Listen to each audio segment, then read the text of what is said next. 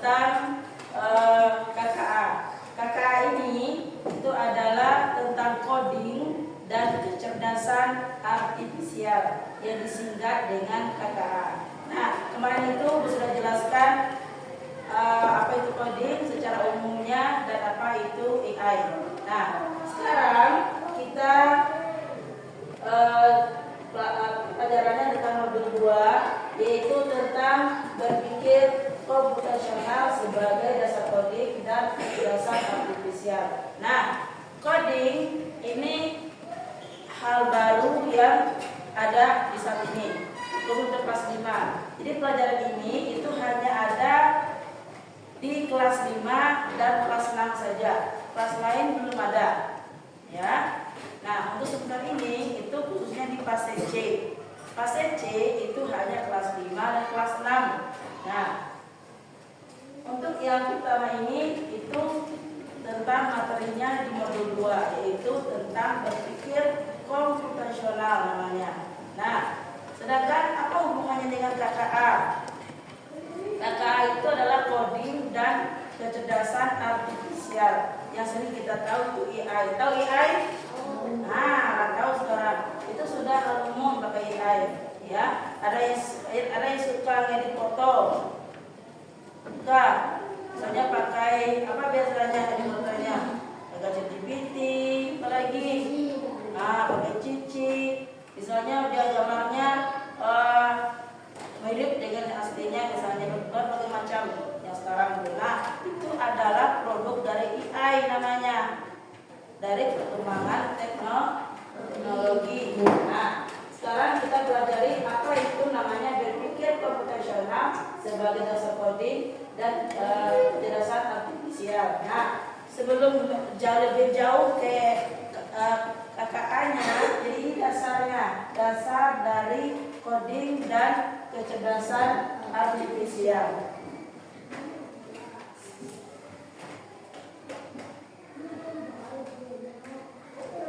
Nah, tujuan pembelajaran modul 2 tadi, yang pertama tujuannya peserta didik mampu menerapkan berpikir komputasional untuk menyelesaikan masalah secara efisien. Ini tujuan pembelajarannya. Yang kedua, peserta didik mampu merealisasikan penerapan konsep berpikir komputasional yang terdapat pada setiap soal dalam kehidupan sehari-hari. Ini tujuan pembelajaran dari materi berpikir komputasional. Yang kedua, manfaatnya. Jadi ini manfaat dari yang akan kita pelajari. Untuk apa gunanya? Apa manfaatnya? Nah, ini manfaatnya. Itu berpikir komputasional merupakan hal penting dalam dunia komputasi atau komputer. Hal ini dapat mencakup bahasa pemrograman, struktur data, algoritma, dan pengolahan data. Dengan pemahaman ini, peserta didik dapat berpikir secara komputasional dan mengembangkan solusi yang efisien dan efektif untuk masalah-masalah yang kompleks. Ini manfaatnya, manfaat dari yang akan kita peroleh dari materi modul 2 ini. Nah, pertanyaannya, pernahkah Anda membuat keputusan sehari-hari seperti menyusun jadwal kegiatan atau memilih rute tercepat ke sekolah? Misalnya, pernah ada menyusun jadwal kegiatannya, hari ini pagi saya sekolah, nanti jam 12 saya makan, jam 1 saya ngaji, jam 3 saya buat PR, jam 4 saya main, jam 5 saya mandi, setelah itu maghrib saya baca buku di rumah. Itu namanya menyusun jadwal sehari-hari. Pernah seperti itu? Pernah. Nah, kalau dia pernah menyusun jadwal seperti itu, berarti dia sudah berpikir komputasional. Artinya dia sudah mampu berpikir secara komputer. Maksudnya, nah, itu bisa hanya. Atau pernah ada dia memilih untuk tercepat ke sekolah. Contohnya seperti misalnya, dia kan di belakang gitu. Dia memilih kalau lewat depan jalannya mungkin agak misalnya rame misalnya, bisa juga dia lewat belakang seperti itu, tapi gak jauh. Nah dia milihnya mana rute ke sekolahnya. Artinya dia berpikir kan, mana rute tercepat ke sekolahnya, apa yang jauh dari sekolah. Misalnya lagi, misalnya apa yang jauh dari sekolah rumahnya, banyak gang-gang misalnya, atau banyak jalan pintasnya. Adila, mana rumahnya? Nah, berarti jalannya banyak opsi milih jalannya. Nah milihnya mana? Yang tercepat atau yang mana? Ada rutenya. Nah, seperti itu. Nah, kalau dia bisa memilih mana rute tercepat ke sekolah, berarti dia sudah mampu berpikir secara komputasional. Artinya dia sudah ada dasarnya untuk berpikir secara komputer. Itu maksudnya. Nah, itu setelah tahu bayangannya bagaimana yang dinamakan komputasional. Kemudian pertanyaannya lagi, kira-kira kalian bagaimana komputer itu menyelesaikan masalah lebih cepat dari manusia? Bagaimana kira-kira? Bagaimana caranya komputer itu mampu dia menyelesaikan masalah lebih cepat? Bagaimana kira-kira? Apa bedanya dengan manusia? Apa bedanya? Dia ada mesin. Ya, dia ada mesinnya. Kalau manusia ada mesinnya. Iya, otak mesinnya kalau manusia. Kalau komputer mesinnya CPU-nya itu mesinnya. Kalau komputer yang bikin siapa? Siapa yang buat komputer? Manusia. Berarti mana yang lebih hebat, manusia atau komputer? Manusianya. Nah, berarti manusia mampu membuat komputer. Berarti manusia itu lebih hebat sebenarnya dari komputer. Nah, kita bilang, oh ini tuh otak komputer, ini lebih hebat. Tidak, pada komputer manusia yang buat. Berarti manusia itu lebih pintar. Nah, tapi di situ titik di garis bawahinya, bagaimana manusia itu harus bisa berpikir secara komputer, ya kan? Nah, ini ada video, kita simak apa yang dinamakan dengan berpikir komputasional. Menuju Indonesia Emas tahun 2045, kita perlu menyiapkan fondasi sejak usia dini untuk menghadapi tantangan global. Untuk itu, anak-anak perlu mengasah kemampuan memecahkan masalah kompleks melalui berpikir komputasional.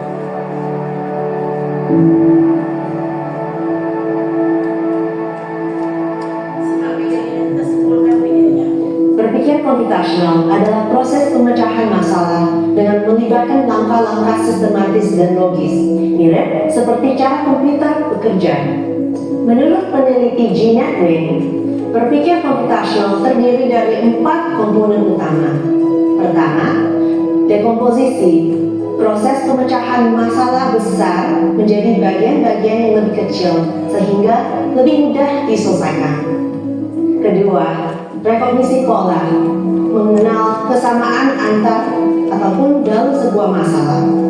Ketiga, abstraksi, mengidentifikasi inti dari sebuah masalah dengan mengabaikan hal-hal yang tidak penting. Dan keempat, algoritma, menyusun langkah-langkah sistematis untuk menyelesaikan masalah dengan output yang relevan dan konsisten.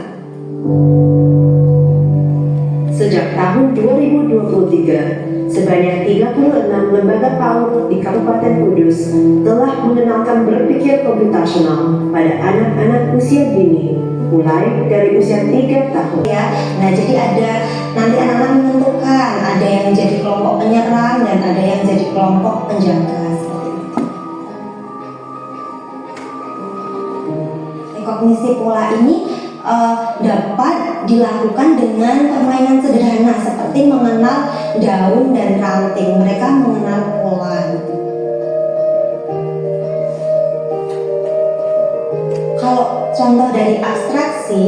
biasanya anak-anak kami ajak untuk menceritakan kembali hasil karya yang telah dibuat oleh mereka, dan mereka juga dapat menceritakan kembali urutan langkah bagaimana sih caranya mereka membuat hasil karya tersebut.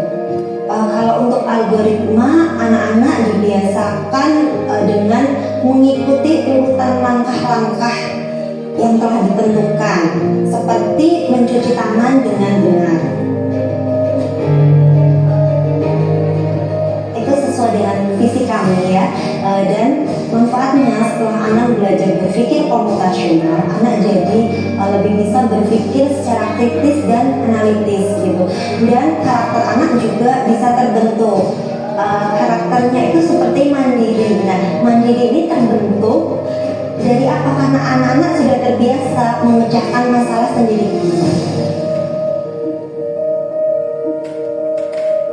Kemudian disiplin. Anak-anak terbiasa melakukan kegiatan sesuai dengan urutan yang telah disepakati bersama.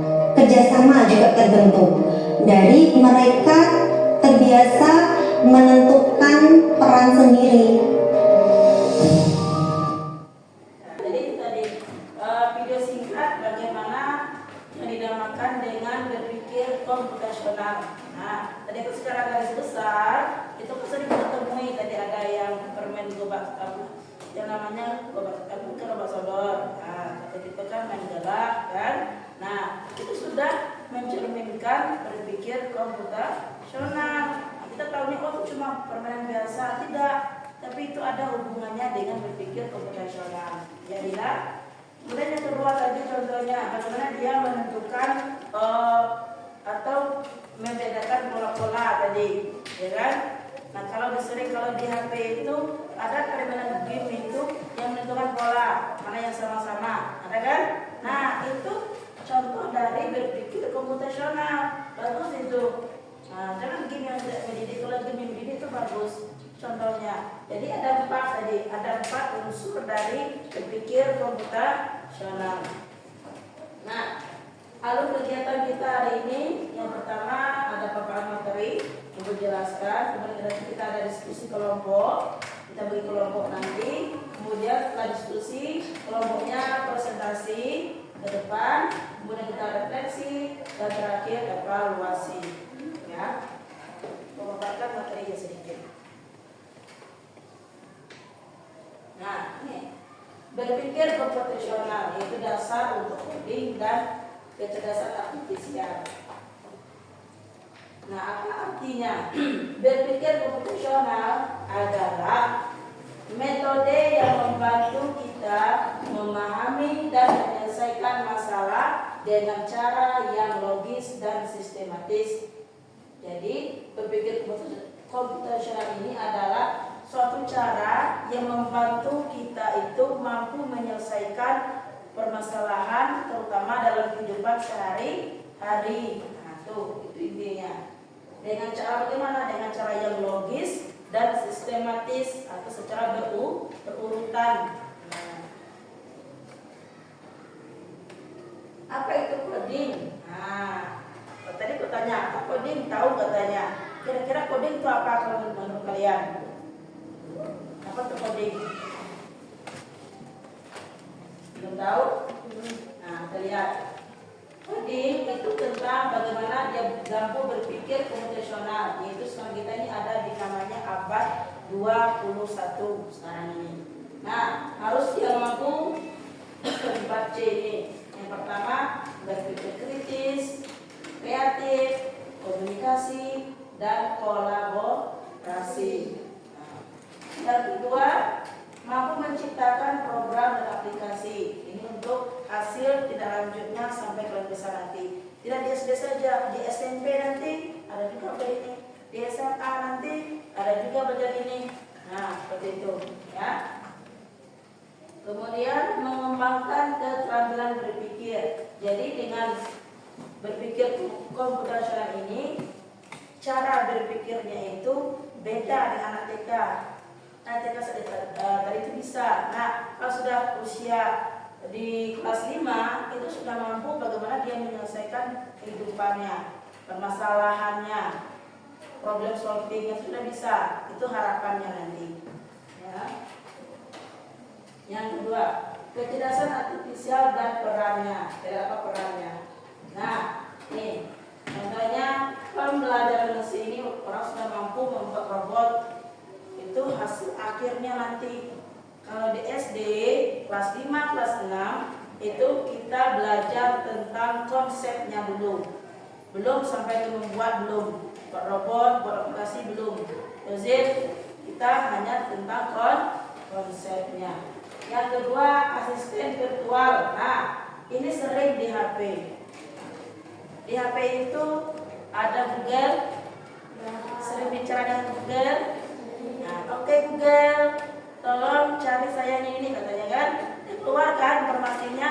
Nah, inilah namanya asisten virtual. Kita punya asisten. Nah, berarti inilah yang namanya tadi kecerdasan artifisial.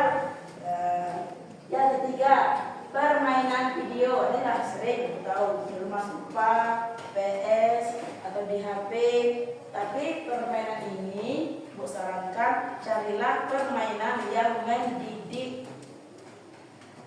Nah tuh, permainan yang tidak ada manfaatnya, yang mendidik. Contoh tadi itu, yang game tentang pola misalnya, itu ada gunanya.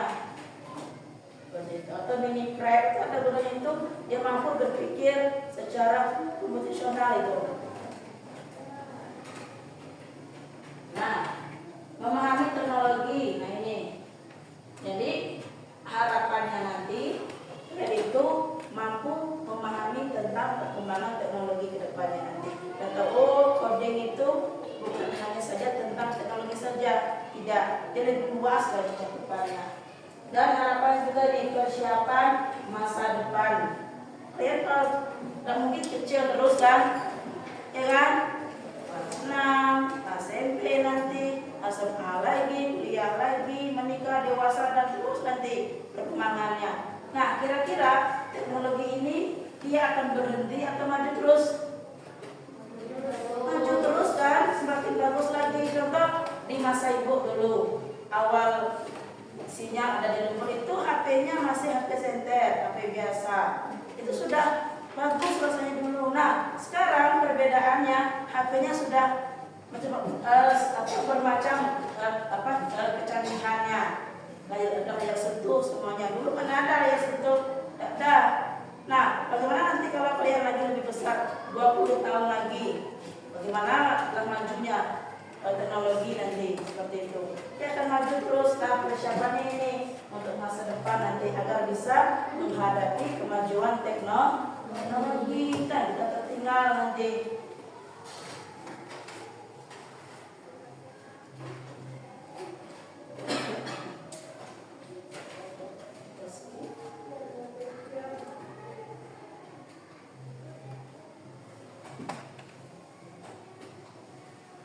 Nah, ini contoh dari proyek coding. Nah, coding tadi. Apa gawe kita coding itu? Apa yang kita kerjakan coding itu? Nah, ini contohnya. Coding itu dia seperti permainan tebak angka. Itu juga sudah coding. Jadi coding itu tidak hanya dia tentang komputer. Coding kita belajar komputer. Nah, seperti itu. Ya, tidak. Dia bisa dengan permainan tebak angka atau game-game yang lainnya. Kemudian aplikasi kalkulator ini yang ada di HP. Nah, kesimpulannya berpikir komputasional dan tindakan selanjutnya. Ini kesimpulannya. Berpikir komputasional adalah keterampilan esensial untuk siswa dalam menghadapi tantangan teknologi dengan menguasai coding dan pemahaman kecerdasan artifisial. Nah, ini kesimpulannya. Jadi intinya itu yang bisa kita tangkap adalah berpikir komputasional adalah seseorang mampu berpikir secara komputer dengan metode yang logis dan sistematis atau secara berurutan. Nah, kita kaitkan dengan hidup sehari-hari. Contoh, pernah buat nasi goreng? Nah, bagaimana prosesnya? Kita siapkan bahan.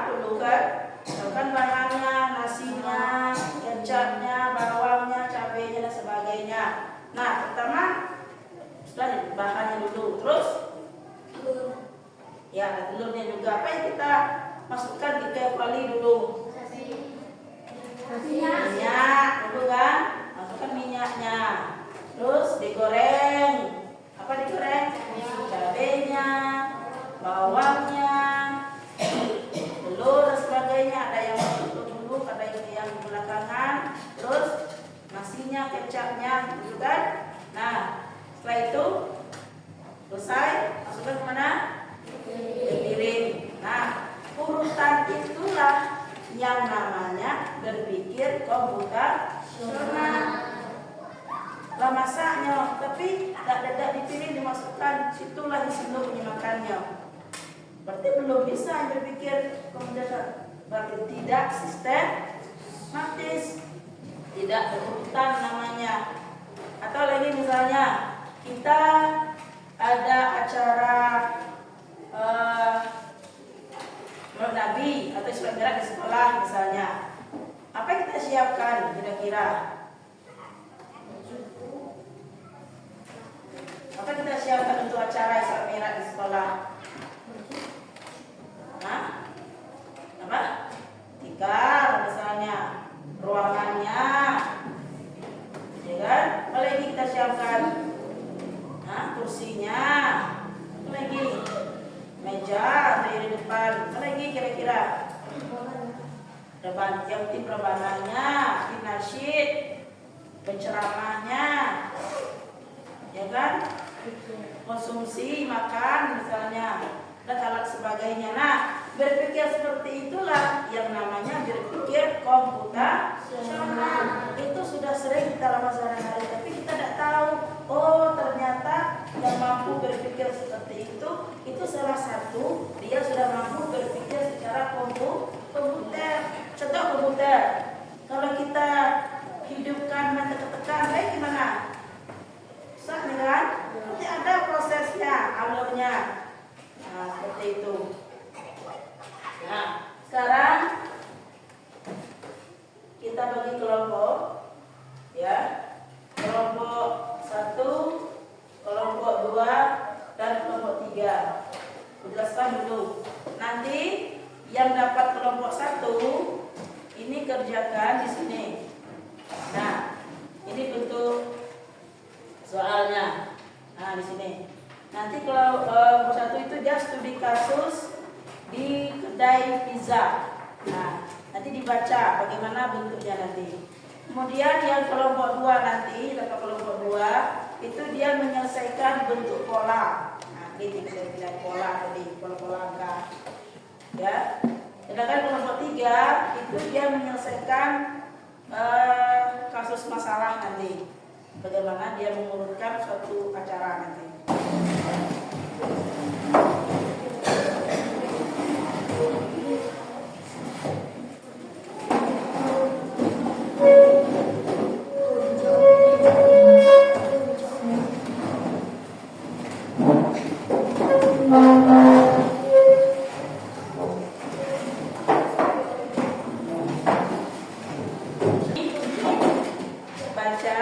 Jawabannya tulis di sini hasil diskusinya. Diskusikan ini tentang dia di kedai pizza. Ini permasalahannya. Baca. Kelompok 2. Kelompok 2 ini boleh pilih mana kasus yang dia akan selesaikan. Boleh misalnya yang ini boleh, ini atau yang ini boleh kasusnya.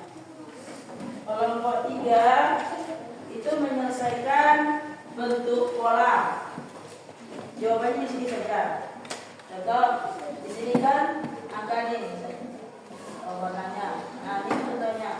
Berarti dia 7, berarti dari sini 7, terus dia ke 8, terus ke 3, ke 4, terus dia ke 6. Jadi kita bergarisnya.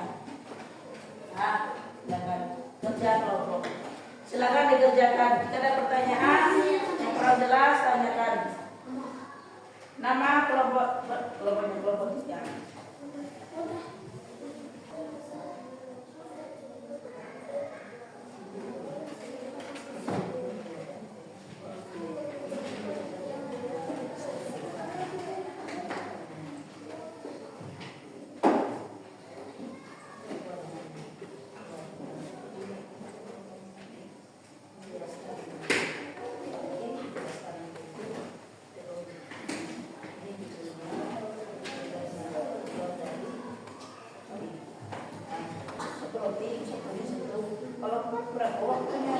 ditanya berapa waktunya masing-masing ini penting kita cari jawabannya nanti. Yang besar kecil sekian waktunya, yang besar besar sekian waktunya, empat roti sekian waktunya. Ya. Nah, Pak.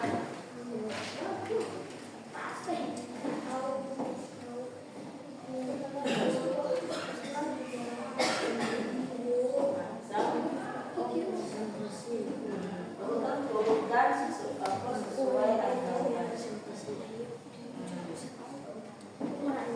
Ini kan angkanya 1, 2, 3. Ini disini yang ini. Berarti 1, 5. Kelompok 2 sudah? Sudah? Maju kelompok 2 dulu terus kasihkan hasil kelompoknya. Jadi semuanya maju.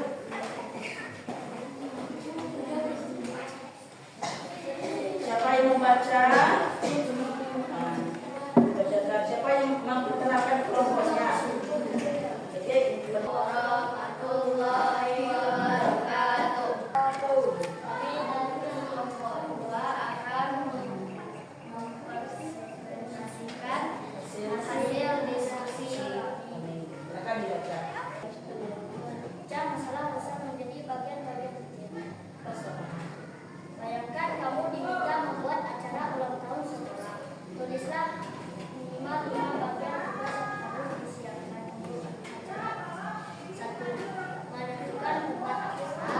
2. Membuat nama. Ya. 3. Memesan makanan. Ya. 3. Mengatur dekorasi. 5. Menyusun foto. Terus, selanjutnya baca lagi teman di sebelahnya. 2. Merancang algoritma. Menyusun langkah-langkah logis untuk Coba simak menyelesaikan kelompok 1 dua dulu. buatlah algoritma dalam bentuk daftar langkah atau kode untuk kegiatan berikut. 1. Ambil cangkir. 2. Tuangkan air panas. 3. Masukkan kopi. 4. Aduk. 5. Sajikan. Sekian dari kami. Tutup dengan wabillahi taufiq wal hidayah. Wassalamualaikum warahmatullahi wabarakatuh. Waalaikumsalam. Ya, kelompok 2.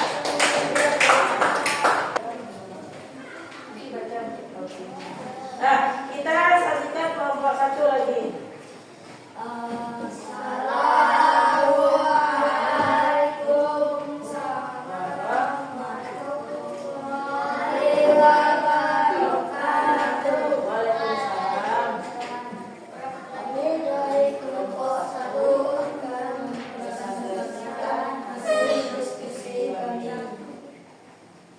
Kelompok 1 ini dia menghitung berapa lama dia memasak roti, pizza, dan ya. Jadi seorang koki ditanya kelompok 1, ya kan? Di kedai pizza berbeda. Terdapat sebuah oven yang kecil sehingga memungkinkan untuk memanggang roti dan pizza dalam suatu saat. Oven hanya dapat menampung sejumlah mengisi roti dan pizza pada satu saat seperti berikut. Itu yang diperlukan untuk memanggang pizza kecil 10 menit, pizza 15 menit, roti 20 menit. Untuk hasilnya langsung ke hasilnya. Hasilnya Berapa suaranya?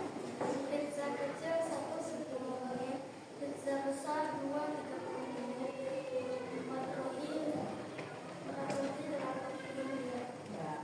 Utama untuk kelompok 1.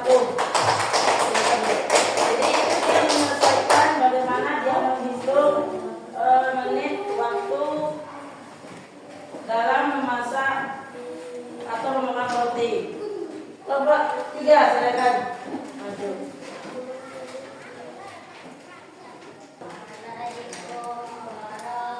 Assalamualaikum warahmatullahi wabarakatuh. Kami dari kelompok 3 Kami dari kelompok 3 mempresentasikan hasil diskusi kami. Nah, jelaskan dulu. Kelompok 3 ini dia membuat pola, ya. berbuat pola. Jadi polanya itu sesuai hitungan angka. Nah, jelaskan. Dari 1 pergi ke 7, Terus dari 7 pergi ke 9, dari 9 pergi ke 2, dari 2 pergi ke 3. nah, inilah yang dinamakan dengan pola angka. Plus untuk kelompok 3. Nah, jadi itulah berbagai kasus tadi. Itu namanya adalah penyelesaian masalah dalam berpikir komputasional. Ada misalkan masalah membuat kopi tadi, ada juga yang dalam menghitung angka, dan juga dalam membuat pola. Itu semuanya itulah namanya berpikir komputasional. Sekarang coba kesimpulannya, kira-kira kita refleksikan dari yang kita pelajari tadi, kira-kira apa yang didapatnya, apa yang dia pahami tentang apa itu berpikir komputasional, kira-kira. Berarti berpikir komputasional adalah apa? Dia mampu berpikir secara logis dan sistematis, yaitu dengan menggunakan pola pikir komputer. Nah, seperti itu. Kemudian kira-kira kita evaluasi, sering tidak melakukan hal itu dalam kehidupan sehari-harinya. Contoh tadi, hal yang hitung-hitungan itu ada kaitannya dengan belajar matematika, ya kan? Nah, juga tadi contohnya di kelompok 2, apa tadi, membuat kopi dan membuat acara. Nah, itu salah satu dalam penyederhanaan dari hal besar menjadi hal kecil. Itu sudah berpikir komputasional. Sudah bisa menyimpulkan? Bisa. Berarti berpikir komputasional adalah mampu berpikir secara komputer dengan metodenya logis dan sistematis dalam kehidupan sehari-hari.